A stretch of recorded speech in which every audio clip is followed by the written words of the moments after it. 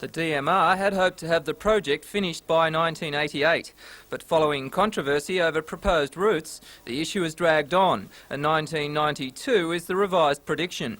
Following the western route, the first stage of the project extends from Palmer's Road near Freeman's Waterhole, 6.8 kilometres north to Killingworth. The second stage from Killingworth through to George Booth Drive, West Wallsend, is expected to be tendered later this year. The new route provides significant savings to motorists, depending on where you live in Newcastle, of course, but it provides savings in terms of reduced accidents, reduced travelling time and reduced road user costs. When the roadwork is completed, there will be a link of 116 kilometres of freeway from Wahroonga to Wallsend. In the interim, however, motorists travelling north of Freeman's Waterhole must make do with substandard roads in desperate need of repair. Peter Ryan reporting for NBN News.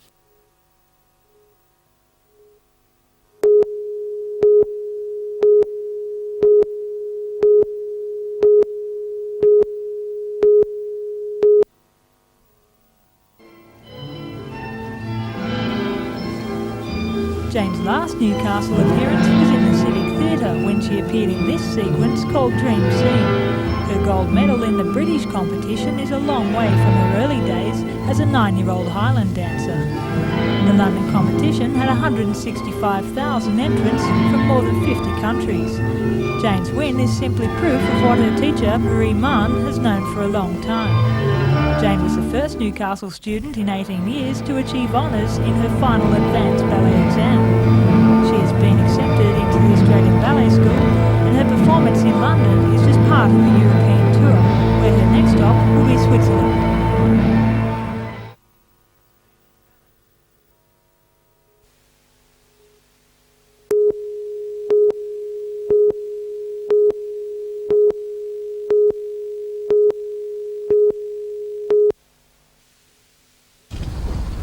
The fifth race of the series was run in ideal conditions at Belmont, with winds from the southeast at 10 to 12 knots.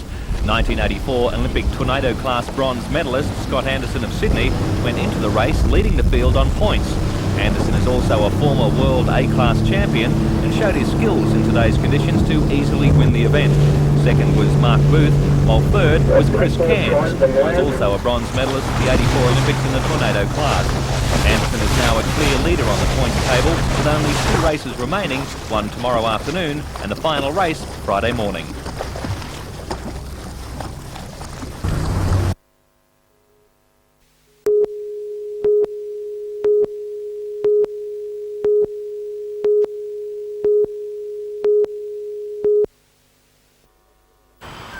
When Roger Burgess bought an acre block at Medowie, he knew he was going to have trouble working on his land without the use of his legs. He talked with other paraplegics and then contacted a ride-on mower company.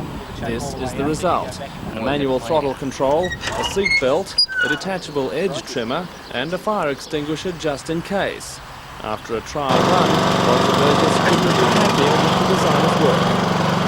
Handle's pretty good, a little bit jerky, but I expected that. I kangarooed away a little bit. It reminds me of my first driving lessons, but I'm sure after a while it'll be pretty good. I'll be able to do a lot of levelling out and things like that. Nevertheless, Roger is disappointed that he had to approach a company to custom make his machine. He says manufacturers should be more sensitive to the needs of the disabled. Without something like this on a 1 acre block, it makes you feel a little bit more like, an able bod, and I can't see why any disabled people out there can't do the same thing.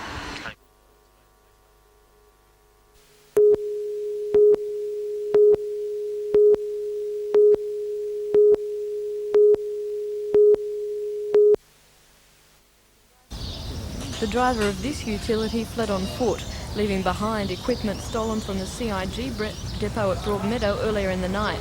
The car was also stolen from a residence at Charlestown. Police believe another stolen car was involved, but it's understood the bulk of CIG's equipment has been recovered.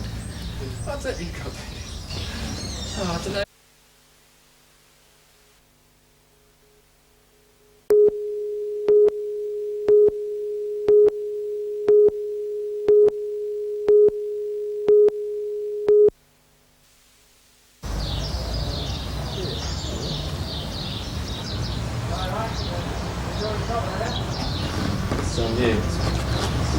Camera. You shoot it, slide it. Well, what do you reckon, Owen? Where am I? Can the guy sort of stand there or something? Yeah, will he be back there? He'll still be going. Oh no.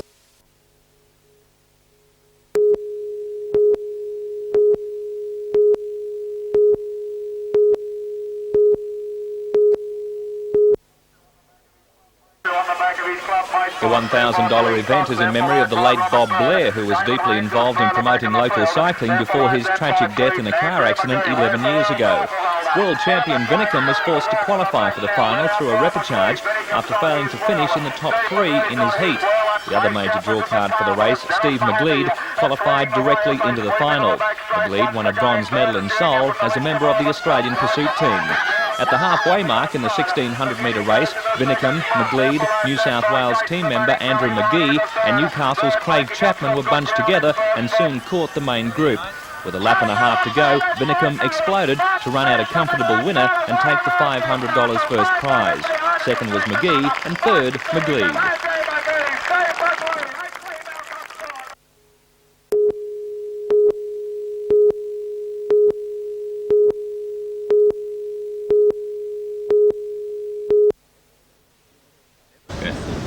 Never in the history of surf lifesaving has one man dominated an event like Michael Jones. His quick reflexes and exceptional speed across the sand has made him unbeatable in the beach flags event. At Australian Championship level, the full-time Lake Macquarie City Council lifeguard has won the event 7 times. At Main Beach on the Gold Coast last April, Jones won the world title for the 2nd time. He announced his retirement after the win, but will take part in the coming Trans-Tasman Test against New Zealand. We developed a technique of getting up.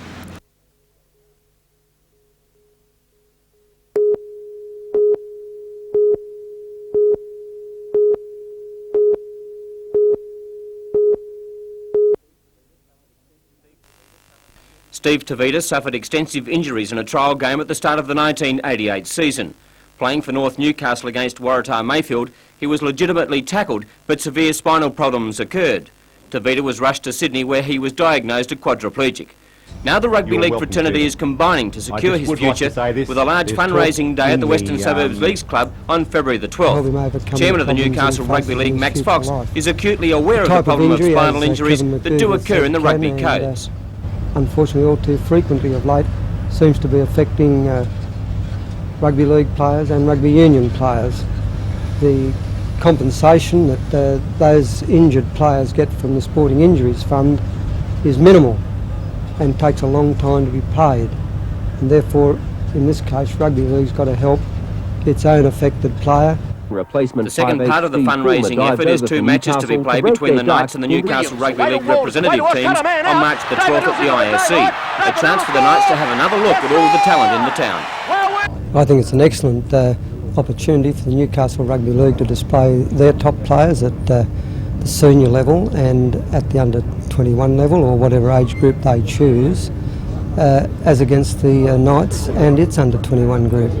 Consequently, it means that the whole of the football talents in the town are on display. Perfect.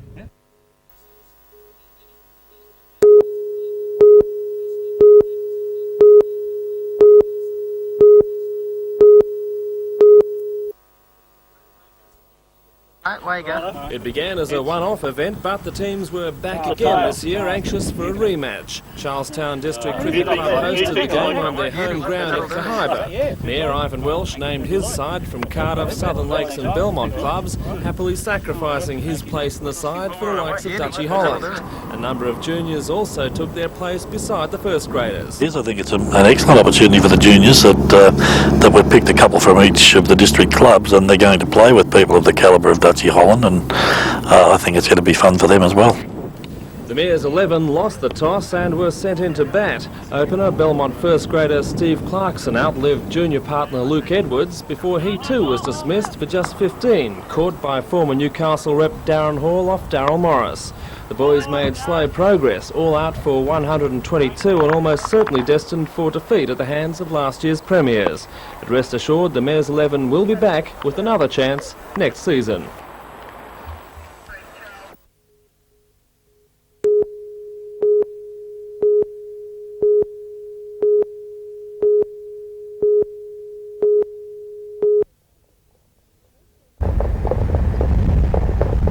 The Maitland Trotting Club prides itself on having one of the finest tracks in country Australia. Only 2 years old, it's renowned for bringing out the best in top horses and producing some phenomenal times. And over the next 2 Saturday nights, it's primed to be set on fire as some of the state's finest pacers go round in the intercity pace. This is the 28th running of this race and it's been continually improved, and with the opening of the new track 2 years ago, which allowed us to have a mobile barrier race instead of the standing start. The track being a speed track, we see exceptional times run for the 2400. 5 heats will be run on Saturday night, with 10 horses qualifying for the final and another 10 for the consolation, both the following week. They've come from all corners of the state, with a particularly strong contingent from Sydney, though several smart local horses are expected to add a bit of interest. As well, the club will this weekend stage the first Foster's Sire Stakes event for 4-year-old mares, and once again the field is good. In all, the carnival will offer more than $50,000 in prize money and trophies, and that sort of competition always ensures big crowds. 6,000 are expected this weekend, 10,000 finals night, and Maitland Club Secretary Frank Norris says they'll come from all walks of life. Well, we get the once-a-year harness race follower, people that have come religiously ever since the inception of the series started, and they come the once a year, but now with the better facilities, we're hopeful of maintaining the crowds throughout the year.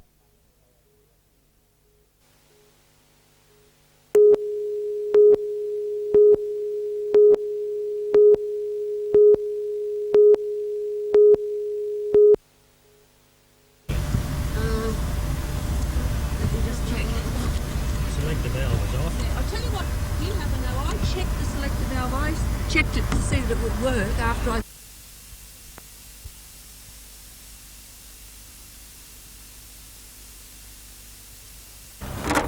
That's closed. Yeah, that's wide open. That's wide open on the stop.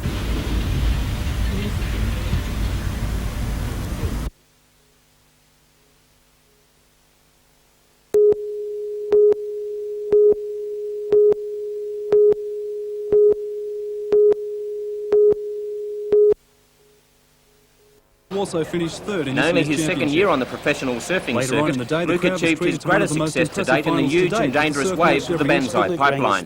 He was runner-up to the incumbent world champ Barton Lynch of Sydney, and by making it past the second round, guaranteed himself of a place in the top 30 and no more trials. After I got through that hill, it was just like, I just big waves and the current out of the way. Not many people have surfed pipeline with only 2 guys out in the water on a day like that. With that good of waves, it's there's at least 50 guys in the water, and it's really hard to get the waves that you really want. Egan rode brilliantly to make the final, where he was defeated narrowly by Lynch. Lynch then got the nod again, 5-0 from the judges, ousting America's Tom Curran. The former Australian junior champ was looking unbeaten. We were both out there kind of pretty relaxed, but it was a pretty close final. It was 3 judges to 2 in his favour, but we had a great time. It was good. And what does the top 30 really mean to Luke? I don't have to go through any more trials. I'm seated in the first round of the main event, where I get money straight off. It makes it a lot easier, so next year I'll be heading for the top 16 and hope I can do as well as I did at the end of this year. And this is something you've been... Luke is home for a short period before the surfing year starts in earnest, with events in California, Australia and ending in Hawaii this time next year.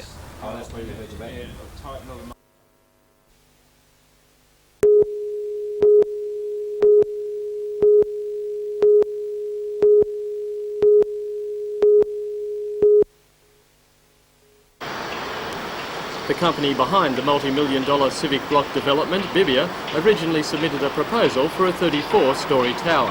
While the height was approved by council, the design was not. Bibia's architects were directed to design a tiered tower to make it less imposing. Now one of the architects behind the design says it will probably be around 12 storeys shorter, whether it is tiered or not. John Richardson of Philip Cox, Richardson and Taylor says the whole design is being reviewed as his client has changed its requirements. Although he says the shape of the remainder of the block will stay the same, there may no longer be the space for a proposed cinema complex. Mr Richardson says a formal request to either amend the development application or apply for a new one will go to Council in several weeks. The tower has been the subject of intense public criticism, but according to the architects, that did not influence the change in design. Nevertheless, residents opposed to the development are counting it as a small victory, although they are far from fully satisfied. Well, I suspect that somewhere near the previous height limit of 11 stories would be suitable. But as I say, it's not just an argument about height, it's an argument about the way the council makes decisions and what kind of buildings we want in the centre of Newcastle. So as far as you're concerned, the fight will continue?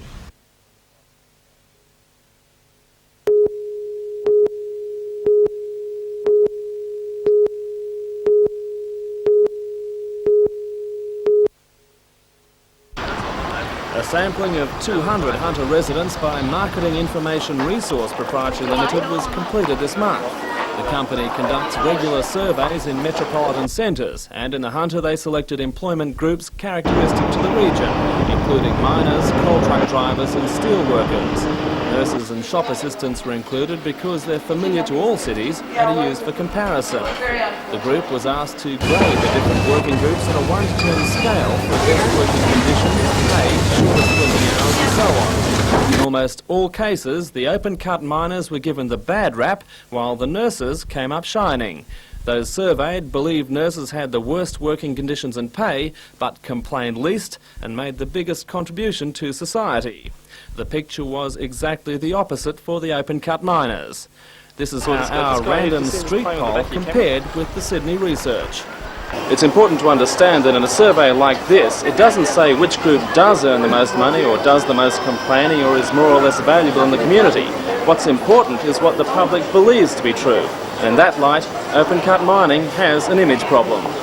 Looking at that group, who do you think gets the highest pay? Who would you think would? Open-cut miners, I'd say. Which do you think would get the highest pay? Open-cut miners. I'd say steel workers or coal truck drivers. I would think open-cut miners. The steel workers, or the coal truck drivers, one or the other. Open-cut miners.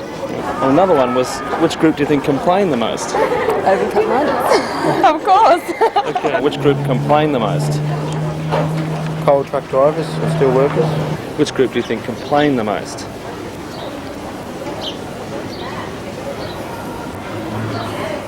Probably again the open-cut miners. Which group do you think would do the most complaining? The miners. So you wouldn't like to name one? No. Fair enough. No, they all complain. Miners' Federation officials were out of town today, but Union Secretary Tony Wilkes, speaking from Sydney, said it was easy for people not associated with the industry to make ill-informed criticism. He said those in the mining community knew the hardships associated with the job.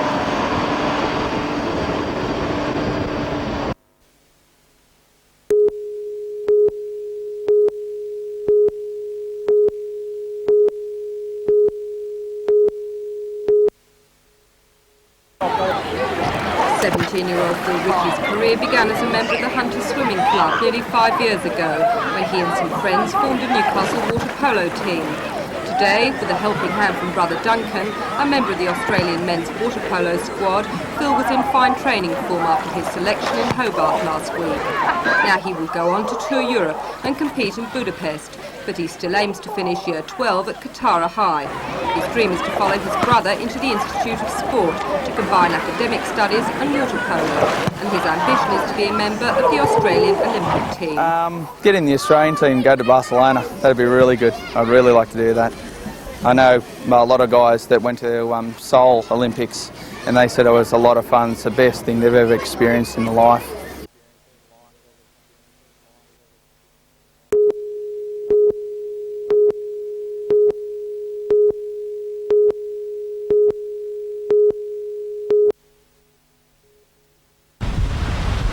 While most Newcastle beaches were busy today, long, empty expanses greeted visitors to Stockton.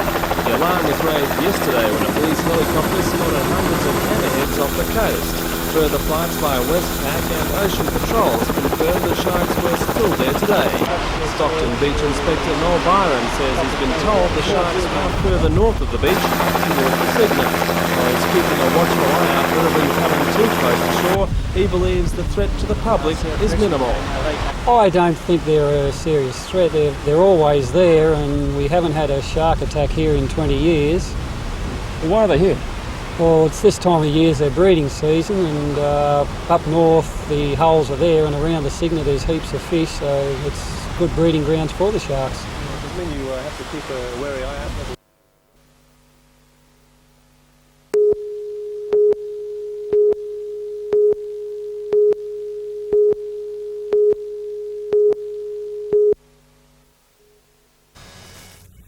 The Water Board's Edgeworth facility is the largest sewage treatment plant on the western side of the lake, processing daily millions of litres of sewage gathered from an area encompassing Cardiff and West Wallsend and down almost to Toronto. The Stockton Borehole Colliery already takes a megalitre daily to process coal, and the local golf course takes another 100,000 litres. Now, almost all which is left and currently flows via Brush Creek into Lake Macquarie will be used at Wakefield. In years to come, the Edgeworth effluent will be taken to Belmont for dispersal in the ocean. But in the meanwhile, the diversion to the Rhondda Colliery will have immediate benefit for both the lake and the board. The State Pollution Control Commission had directed the Water Board to reduce the amount of phosphorus in its output from the Edgeworth plant into Lake Macquarie.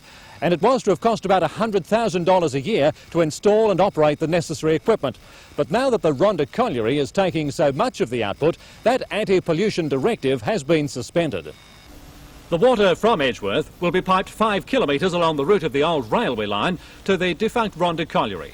The pit last produced coal in 1971, and about the same time a fire broke out in the old workings. It's been burning ever since, a constant headache for owner R.W. Miller. The company keeps the place under tight security. It's very dangerous with the burning coal so close to the surface. In fact, contractors are here right now installing 6 kilometres of 2.5 metre high chain wire fence with barbed wire at the top.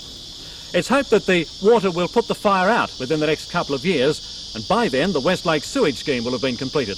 And so 2 birds will have been killed with the 1 stone.